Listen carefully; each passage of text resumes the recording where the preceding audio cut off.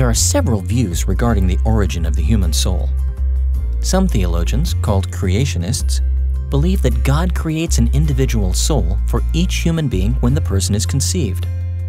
This view draws support from passages like Zechariah chapter 12 verse 1, which says that God forms the spirit of man within him. Creationists also cite passages like Isaiah chapter 42 verse 5 and Hebrews chapter 12 verse 9, which indicate that God is the creator of our souls. Other theologians, called traducianists, believe that human beings inherit their souls directly from their parents. In this view, the souls of our parents beget our souls in much the same way that their bodies beget our bodies.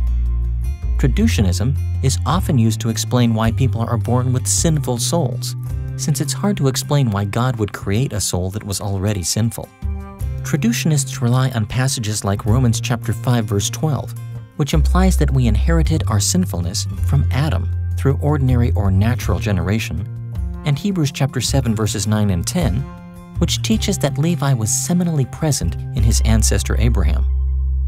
We can be certain that our souls come from God, but how that happens isn't quite clear. So in these lessons, we won't take a firm position on either side of the argument. A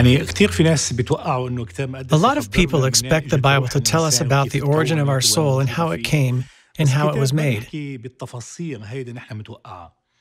Bible doesn't clarify these questions, but it tells us that man is not just a physical body. He does have a non-physical part. Man has a body, a spirit, and a soul.